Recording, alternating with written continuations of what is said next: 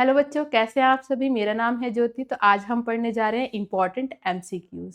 देखते हैं पहले एमसीक्यू की तरफ।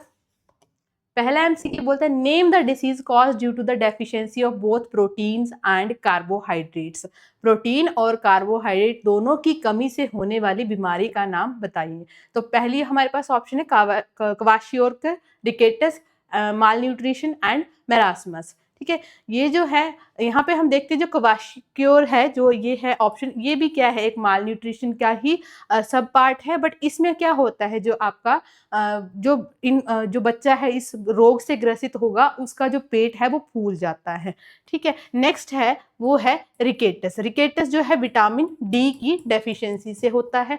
अब माल न्यूट्रिशन जो है वो, उसमें क्या है, बहुत सारे न्यूट्रिएंट्स की, विटामिन की जो है कमी अगर शरीर में हो जाती है तो उस सिचुएशन को हम बोलते हैं माल न्यूट्रिशन। हिंदी में इसको बोलते हैं कुपोषण।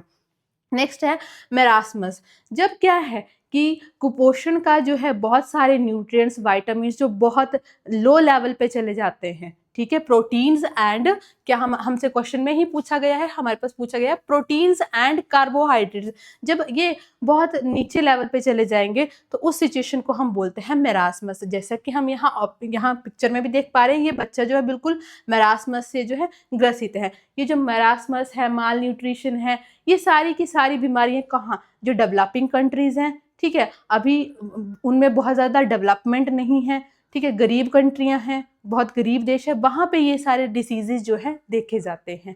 ठीक है, नेक्स्ट क्वेश्चन की तरफ देखते हैं। स्पर्म हैज डैश पार्ट्स, इनकी शुक्राणु के डैश भाग होते हैं। तो जो शुक्राणु है उसके होते हैं 3 भाग। कौन कौन से होते हैं? उसका होता है हेड,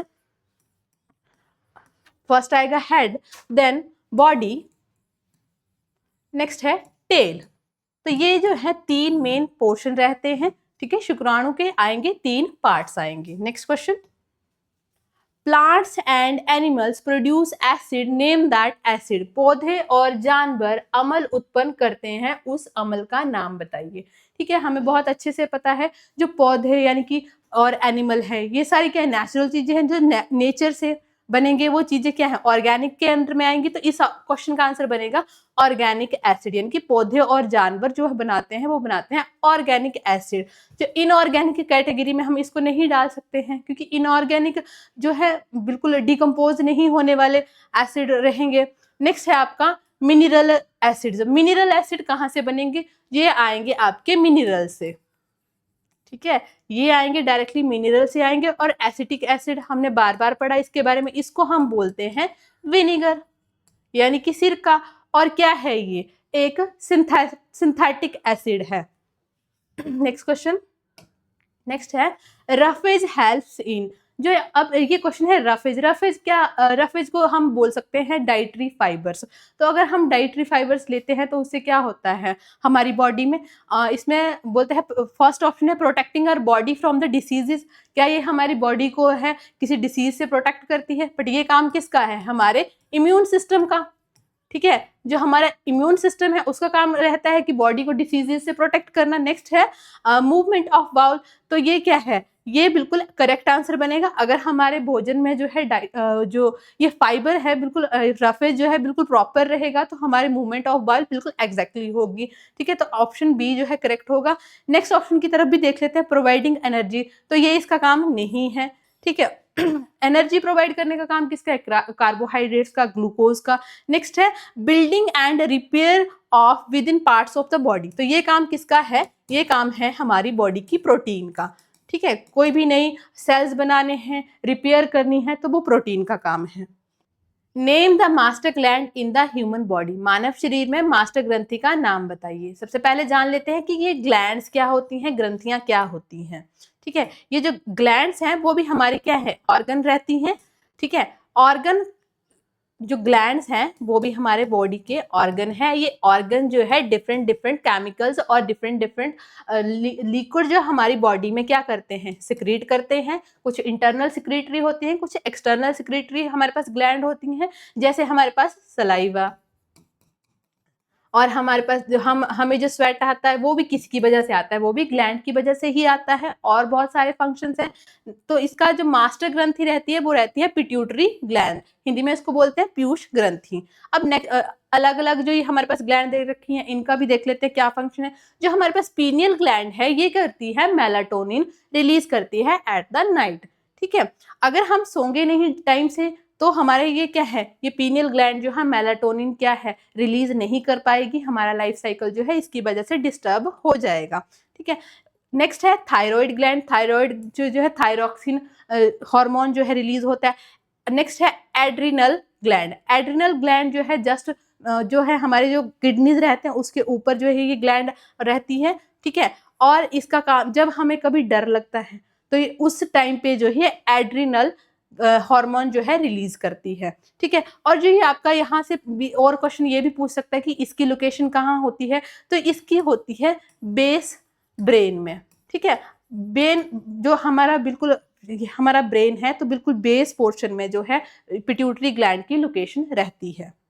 नेक्स्ट क्वेश्चन की तरफ देखते हैं, बोलता है the ribs move down and inward, पसलियां नीचे या अंदर की ओर चलती हैं, कब चलती हैं? ऑप्शन है during exhalation, during inhalation, during respiration and during reproduction. सबसे पहली बात, अब इनहेलेशन एंड रेस्पिरेशन दो हमें क्या है एक जैसी ऑप्शंस लग रही हैं कि हम सांस ले रहे हैं, रेस्पायर कर रहे हैं, ब्रीद कर रहे हैं, उसी प्रोसेस को बोलेंगे। जब हम इनहेल करते हैं गैसेस को इनहेल करते हैं तो उसमें बड़ी सारी गैसेस नाइट्रोजन भी, कार्बन डाइऑक्साइड, ऑक्सीजन सभी हमारे अंदर जाती हैं। बट रेस्पिरेशन के लिए तो हमें सिर्फ और सिर्फ ऑक्सीजन की जरूरत है, तो ठीक है रेस्पिरेशन जब होगी जब हमारी बॉडी का रिएक्शन सिर्फ और सिर्फ ऑक्सीजन के साथ होगा। इनहेलेशन में जो है एयर का मिक्सचर हमारे अंदर चला जाता है, ठीक है। और एक्सहेलेशन जब हम ये सारी गैसेस को क्या है बाहर निकाल देते हैं उस प्रोसेस को बोलते हैं एक्सहेलेशन, है ना। रिप्रोडक्शन जब कोई नए इंडिविजुअल क्रिएट होता है उस प्रोसेस को हम रिप्रोडक्शन बोलते हैं। तो जब हम सांस लेते हैं, जब हम अंदर सांस भरते हैं तो हमारी रिब्स क्या है आउटवर्ड मूव करती है और हमें हमारे जो फेफड़े हैं उनका वॉल्यूम बढ़ जाता है। जब हम क्या करते हैं हम अपना सांस बाहर निकालते हैं, एक्सहेल करते हैं, तब हमारी पसलियां क्या है, जैसे हम अगर सांस भरेंगे, जब हमने सांस बाहर की तरफ छोड़ा तो पसलियों की मूवमेंट कैसे हुई नीचे और अंदर की तरफ, ठीक है। नेक्स्ट क्वेश्चन की तरफ देखते हैं, लैरिंक्स इज कॉल्ड यानी कि स्वर तंत्र कहलाता है, क्या कहलाता है? स्वर तंत्र क्या है? मैच बॉक्स है, वॉइस बॉक्स है, पावर हाउस है या टॉय बॉक्स है? इसको हम बोलते हैं वॉइस बॉक्स। जो हमारा लैरिंक्स है वो क्या है, यहाँ पे हम देख पा रहे हैं जहां से हमारी वॉइस जो है आ रही है उस वाले पोर्शन को हम बोलते हैं वॉइस बॉक्स, और क्या बोलते हैं इसको बोलते हैं लैरिंक्स, या हिंदी में इसको बोलेंगे स्वर तंत्र। नेक्स्ट क्वेश्चन की तरफ चलते हैं।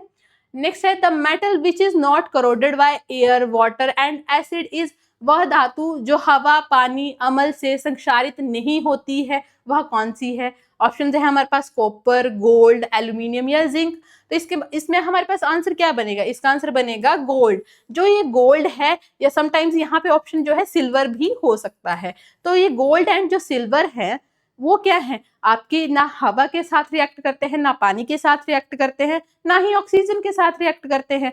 तो इसका जो आंसर बनेगा वो बनेगा गोल्ड। अगर जो कॉपर है, कॉपर के बर्तन है, कोई भी अन्य चीज है कॉपर से बनी हुई, अगर उसको हम थोड़े टाइम के लिए एयर मॉइस्चर में एक्सपोज करेंगे तो उसके ऊपर एक ग्रीन कलर की क्या है एक लेयर बन जाती है, तो उसका क्या रिएक्शन हो गया हवा के साथ। नेक्स्ट है एल्यूमिनियम, एल्यूमिनियम में भी रिएक्शन होता है एयर के साथ, जिंक का भी होगा, तो हमारा आंसर जो बनेगा वो बनेगा गोल्ड।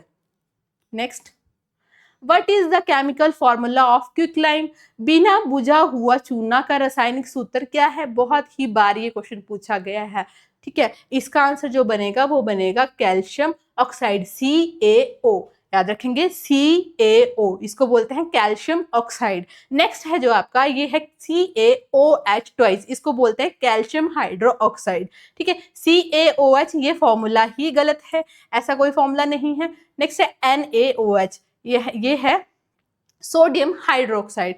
देखिए इसका भी, सॉरी यहाँ पे सिंबल इसका बनेगा NaOH, इसको ऐसे लिखेंगे, जो ए है वो स्मॉल में आएगा, ठीक है। इसको बोलते हैं सोडियम हाइड्रोक्साइड। और अगर आपका बोलेगा कि बुझा हुआ चूना, ठीक है, तो उसके लिए हमारा ऑप्शन बनेगा CaOH ट्वाइड, बुझा हुआ चूना, बुझा हुआ चूना।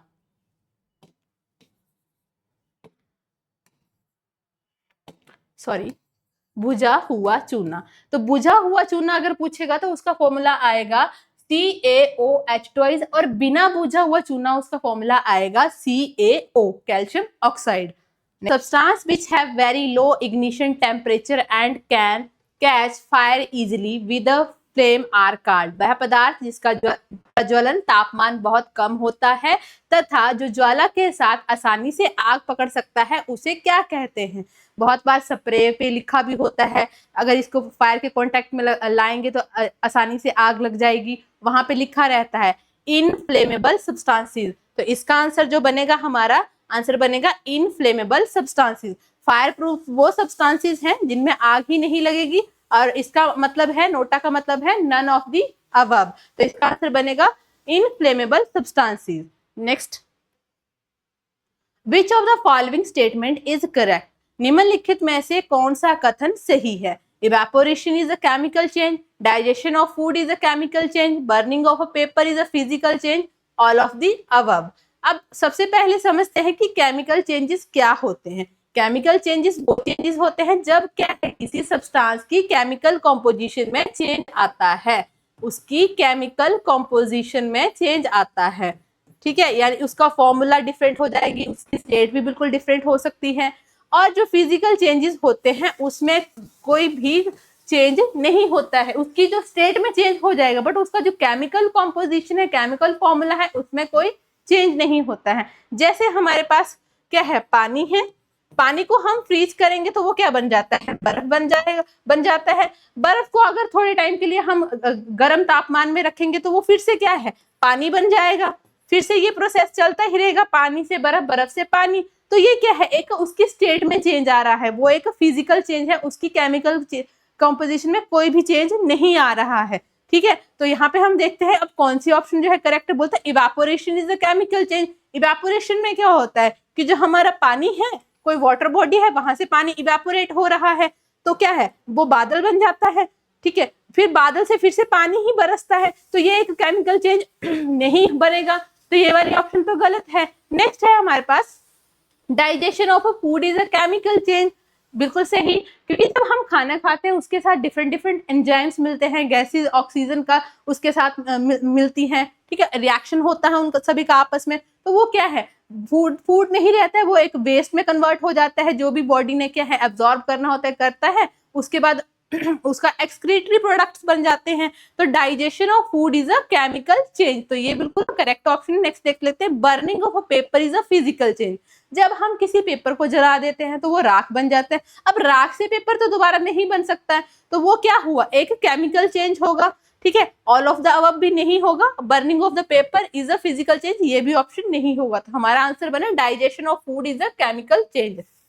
नेक्स्ट है, device use for measuring atmospheric pressure, वायुमंडलीय दाब मापने के लिए प्रयुक्त उपकरण कौन सा है, ठीक है। तो उसके लिए हम क्या यूज करते हैं, हम बैरोमीटर को जो है यूज करते हैं, ठीक है। नेक्स्ट ऑप्शन की तरफ भी देख लेते हैं, जैसे पॉलीग्राफ, जो पॉलीग्राफ है इसको हम क्या बोलते हैं, लाई डिटेक्टर, जो झूठ को पकड़ता है। नेक्स्ट है थर्मोमीटर, थर्मोमीटर जो है सब्सटेंसेस का या ह्यूमन बॉडी का क्या है, टेम्परेचर मेजर करने के लिए यूज होते हैं। जो स्पीडोमीटर है वो गाड़ी में स्पीड को मेजर करने के लिए यूज होते हैं, तो इसका आंसर बनेगा वायुमंडलीय दाब को मापने के लिए आपका बैरोमीटर यूज होता है। Next question, drip irrigation should be use to, drip सिंचाई का उपयोग किसके लिए किया जाना चाहिए? ड्रिप इरिगेशन सिस्टम जो होती है उसमें हमने पहले भी पढ़ा था कि हम बिल्कुल बूंद बूंद करके पौधे की रूट तक पानी पहुंचाते हैं, उसमें हमारा क्या था, पानी बिल्कुल सेव भी होता था, बॉडी ज्यादा वेस्टेज नहीं होती थी, तो पानी को क्या करता है, ये सेव द वाटर करता है। अगले ऑप्शन की तरफ भी देख लेते हैं, अपलिफ्ट वाटर, अगर पानी को ऊंची जगह पे ले जाना है तो वहां पे हमें किसकी हेल्प की जरूरत पड़ती है, पंप की हेल्प की जरूरत पड़ती है, वेस्ट वाटर के लिए अलग से ट्रीटमेंट होते हैं, रिड्यूस वाटर, तो ये भी ऑप्शन क्या होगी, गलत, ये भी गलत और ये भी गलत, ऑप्शन आएगा save water. Next question, which of the following is not a mixture. ठीक है, मिक्सचर क्या है, जब क्या है दो सब्सटेंसेस, सब्सटेंस 1 और 2 जो है एक ही चीज में रहूंगी या आपस में एक मिक्सचर बनाएंगी, वो बनेगा मिक्सचर।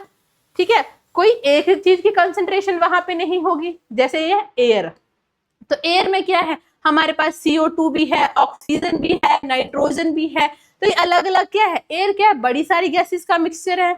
और हमें पूछा क्या गया है, which of the following is not a mixture. ठीक है, जो नोट वाले क्वेश्चन होते हैं वो ज्यादा कंफ्यूजिंग होते हैं, तो इस पे ध्यान देना, हमें पूछा कि जो मिक्सचर नहीं है, तो ये तो एक मिक्सचर है। सी वाटर क्या है, सी वाटर में पानी में अलग अलग जो है मिनरल घुले रहते हैं, तो ये भी हमारे पास ऑप्शन नहीं बनेगा। लेमोनेड भी हमारे पास ऑप्शन नहीं बनेगा, क्योंकि ये एक फ्लेवर्ड ड्रिंक होते हैं, इनमें क्या है, पानी के अंदर क्या है, कार्बन डाइऑक्साइड जो मिलाई गई होती है, कार्बोनेटेड वाटर भी इनको हम बोलते हैं। अब ये जो प्योर वाटर यहाँ पे लिख रखा है, प्योर वाटर किसी दूसरी चीज का उसमें मिक्सचर नहीं है, तो प्योर वाटर जो क्या है आपका किसी चीज का मिश्रण यानी कि मिक्सचर नहीं आएगा, क्योंकि ये सिर्फ पानी ही है, इसमें किसी दूसरी चीज की कंसंट्रेशन इसके अंदर नहीं है, तो ये बनेगा आपका प्योर वाटर जो है किसी चीज का मिक्सचर नहीं है। अगर प्योर वाटर में हम शुगर या सॉल्ट ऐड कर देंगे तो वो भी क्या है, एक मिक्सचर बन जाएगा, बट प्योर वाटर जो है किसी चीज का मिक्सचर नहीं है। Next, the process of conversion of solid directly into gases is called. ठोस को सीधे गैसों में बदलने की प्रक्रिया को क्या कहते हैं, तो इसका आंसर क्या बनेगा, इसका आंसर बनेगा आपका सब्लिमेशन। जब आपका क्या है, क्योंकि आपका जो मैटर है, आपका जो पदार्थ है, उसकी 3 स्टेजेस रहती हैं, कौन कौन सी रहती हैं, सॉलिड, लिक्विड और गैस। ठीक है, यानी कि ठोस, द्रव और गैस। जो जब आपका सॉलिड डायरेक्टली किस में कन्वर्ट हो जाएगा, गैस में कन्वर्ट हो जाएगा, जैसा कि हम डायग्राम से भी समझ पा रहे हैं, सॉलिड डायरेक्टली गैस में कन्वर्ट हो रहा है, इस प्रोसेस को हम बोलते हैं सब्लिमेशन। जब लिक्विड जो है गैस में कन्वर्ट होगा, उसको हम क्या बोलते हैं, इवेपोरेशन बोलते हैं।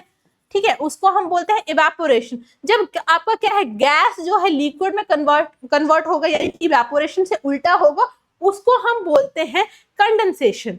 ठीक है, उसको हम बोलते हैं कंडेंसेशन। बट हमसे क्वेश्चन पूछा गया है ठोस से गैस में बदलने की प्रक्रिया, तो आंसर क्या बनेगा, सब्लिमेशन जो क्या है करेक्ट आंसर आएगा। इवेपोरेशन भी नहीं होगा, कंडेंसेशन भी नहीं होगा, ऑल ऑफ दीज नहीं होगा। नेक्स्ट, ठीक है, आज के लिए इतना ही। Thank you so much. Video अच्छी लगी हो तो लाइक शेयर एंड सब्सक्राइब जरूर करें।